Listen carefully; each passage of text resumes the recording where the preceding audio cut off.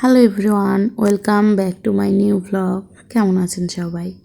আশা করছি সবাই ভালো আছেন। তো আমি আজকে রান্না করব সবজি দিয়ে রুই মাছ। আসলে আমার জামাই মাছ এমনি শুধুমাত্র পেঁয়াজ দিয়ে রান্না করার চেয়ে সবজি দিয়ে খেতে অনেক বেশি পছন্দ করে। তো যেহেতু আমি এখন পর্যন্ত বাবার বাসায় আছি, তো এখন আমি রান্না বান্না করছি, আম্মু অনেক বেশি অসুস্থ। তো আজকে ভাবলাম একটু মাছ দিয়ে সবজির ঝোল করি, তাহলে ভালো লাগবে খেতে।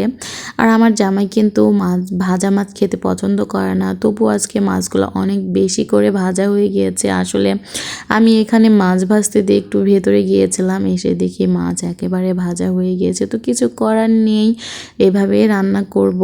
ও আসলে একেবারে খায় না এমনটা না, আসলে ও এমনিতেই তো পছন্দ করে না, কিন্তু ভাজা মাছটা একটু অ্যাভয়েড করে চলে, খায় কিন্তু অ্যাভয়েড করে চলে, খুব বেশি পছন্দ করে না, এইটুকুই, একেবারে না খাও না। তো কিছু করার নেই, আজকে যেহেতু মাছটা একটু বেশি ভাজা হয়ে গিয়েছে, তো কিছু করার নেই, এইভাবেই রান্না করব। তো আমার মাছ ভাজা শেষে আমি মাছটা আলাদা করে আগে রান্না করে রাখলাম। অনেকে দেখা যায় যে মাছ সবজি দিয়ে রান্না করলে, বিশেষ করে মাছটা যদি ভেজে রান্না করে, তাহলে মাছ সবজি রান্না হলে ভাজা মাছ দিয়ে দেয়, তাহলে হয়ে যায়। কিন্তু আমার কাছে কেন জানি মনে হয় মাছটা আলাদা করে রান্না করে নিলে এটা স্বাদ আরও বেশি দ্বিগুণ হয়ে যায়। এই জন্য আমি মাছটা ভাজার পরে আবার আগে সুন্দর করে ভুনা করে নিলাম। তারপরে এখানে আমি সবজি নিয়েছি, পটল নিয়েছি, মিষ্টি কুমড়া নিয়েছি, আর 2 থেকে 3টা আলু আজকে খুব বেশি দেব না, কারণ সবজি অনেক বেশি দিয়েছি। আর মিষ্টি কুমড়া দিয়ে রুই মাছের ঝোল কিন্তু অনেক বেশি মজা, আর আমার এভাবে খেতে আমার কাছে অনেক বেশি ভালো লাগে। আর এখানে আমি ওখানে তরকারি উঠিয়ে দিয়ে ময়দা মাখিয়ে নিয়েছি, রুটি করব আর কিছু পায়া রান্না করব। আর পায়াকে আপনারা কে কি বলেন অবশ্যই জানাবেন। আমরা পায়া বলতে গরুর যে পাটা, অনেকেই যেটা ভদ্র ভাষা সেটা হচ্ছে নেহারি, আমরা এটা আমাদের গ্রামের ভাষায় বলি পায়া। আজকে গরুর পায়া রান্না করব, আর গরুর পায়ের সাথে তো রুটি না হলে জমেই না, তাই না? তো আমার কথা বলতে বলতে আমার এখানে সবজিটা কষানো শেষ। এখন আমার মাছ রান্না করা, যেটা আমি রেখে দিয়েছিলাম আগে রান্না করে, সেটা এখন অ্যাড করে দিব। জাস্ট এখন শুধু একটু বলক তুলে জিরার গুঁড়া ছিটিয়ে দিলেই আমার এইটা রান্না করা শেষ।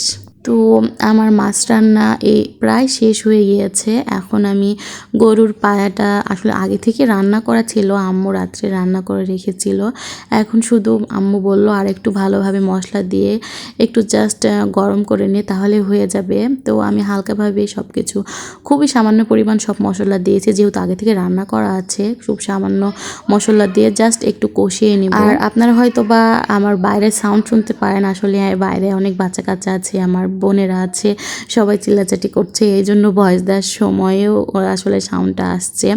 তো এটাতে কেউ কিছু মাইন্ড করবে না, একটু অ্যাভয়েড করে চললেই ভালো হয়। আমার বোনেরা সবাই একসাথে হলে এরকমই বাসায় আসলে এরকম চিল্লাচাটি সবসময় হতেই থাকে। তো আমার রান্নাবান্না সব শেষ। এখন রাত্রের যে জমানো থালাবাটি ছিল, এখন যেগুলো রান্না করতে করতে এঁঠো হয়েছে, সবগুলা ধুয়ে নেব।